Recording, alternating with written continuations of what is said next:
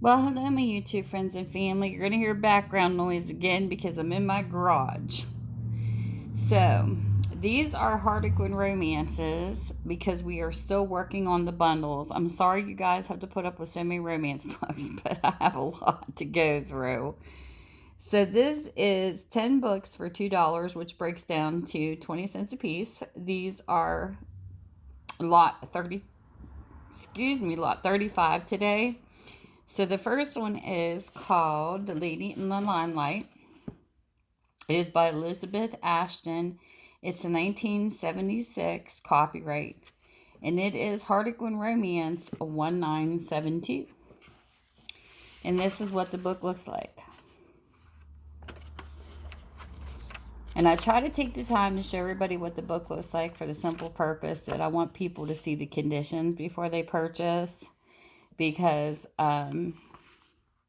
sometimes people have told me through YouTube that they don't like ordering from certain places because they'll have like watermarks and stuff. Some people don't like that kind of stuff and some people do. So I want people to see the conditions before they order from me. So this is the synopsis, which is what the book is about. Lady in the Limelight, Avril was whisked from obscurity to potential stardom by the celebrated director Philip Conway. But already she'd been foolish enough to fall in love with him, and even if he returned her feelings, what could she do about her engagement to John? So that's book number 1. Book number 2 is a 1974 copyright. It is The King of Spades by Katrina Britt. It is Harlequin Romance 1793. It's got a little writing there. Each pages. This is what the book looks like, and this is what it's about. When Sarah Everett met fascinating Armand Ramont, whom she considered to be responsible for the death of her friend, she decided that she hated him and would make him pay for his actions. But she was to find that hatred can be akin to love. Book number 3. This is a 1979 copyright. It's called Scorpios Summer. It is by Jacqueline Gilbert and the Harlequin Romance 2308. And this is what the book looks like. It's got a little mark there, a little bit of white out it looks there. And that's what the book looks like. And this is what it's about. You're a classic arrogant Scorpio.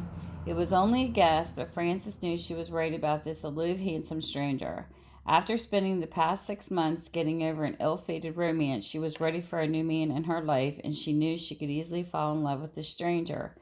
Felix Ravenscar, whom she'd met in the elevator, but Frances was wary. After all, this noted director was also a well-known philanderer, and she wasn't going to give her love again unless it was returned in equal measure. Book number 4.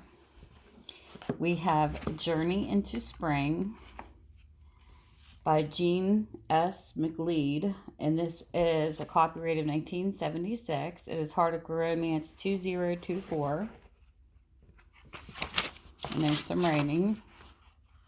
And there are some people that like collecting these type of books, so that's why I read off the copyright dates and everything too, so that they can add them to their collection if they don't have them.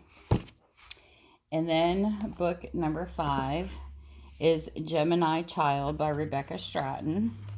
This is a 1976 copyright, and this is Harlequin Romance 2050.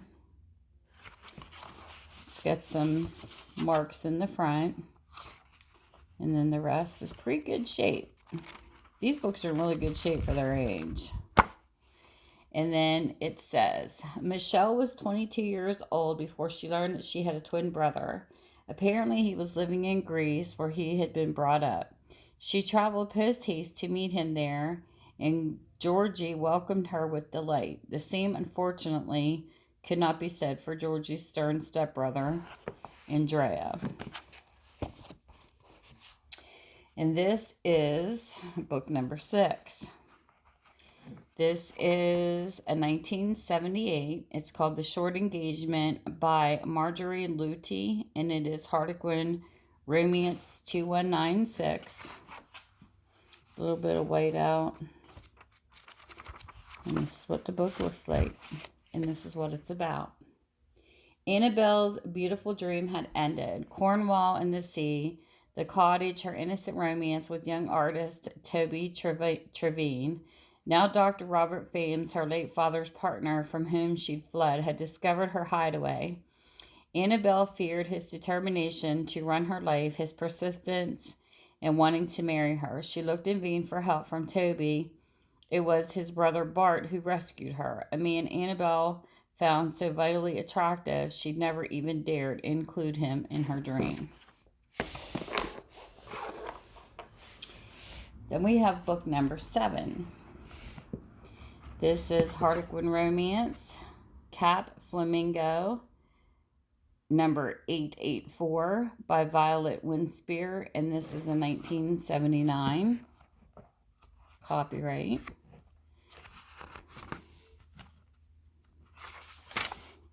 A little bit of white out right there.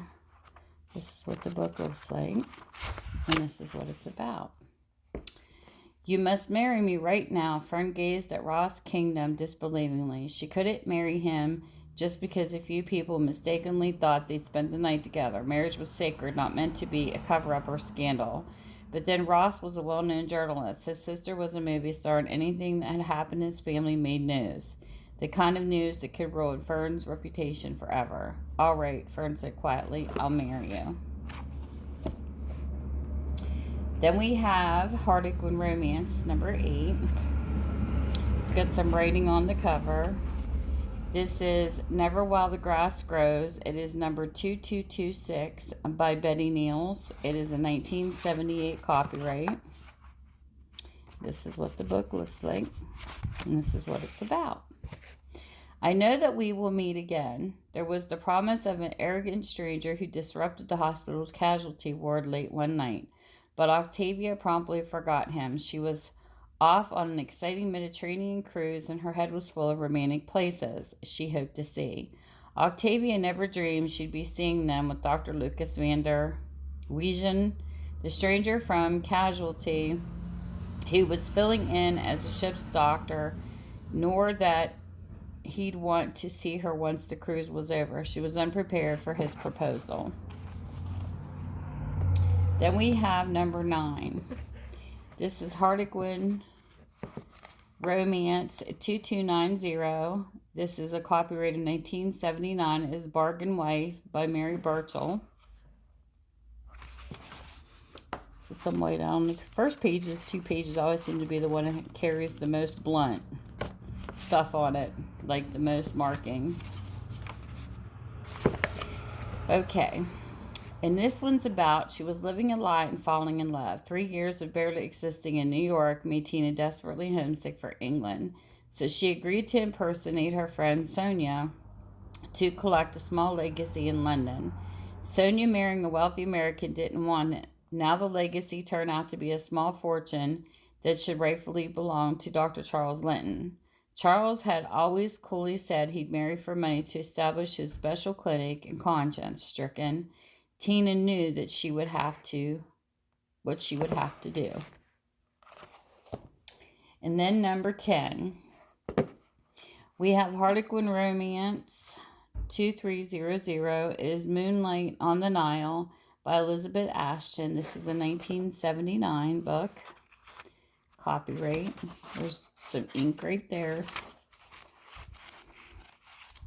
This is the rest of the book. And it says, Miles was like a desert mirage. Working in Egypt, Lorna met the fascinating Miles Faversham, who rescued her from the burning sands. Despite her hardened cynicism, Lorna fell in love with him. She thought that Miles loved her too, but she knew nothing about him. He seemed to flit in and out of her life with no reasonable explanation for his behavior. Had he something to hide? And what about the mysterious Anna Ormond? That she loved Miles was obvious, but what exactly was their relationship? So there are the 10 books. And I will post everything listed below in the description with their ISBN numbers if they have one. So you can look them up even if you're interested in reading them on your Kindles and Nook. And you can get a hold of me if you're interested by email that will be listed below, or Minda's Bookstore and More on Facebook. And you just put the lot number in and we'll ship it on my through my Etsy store. So with that, you guys have a great day. Thank you guys for watching and for being a part of my channel. And I hope you have a wonderful day.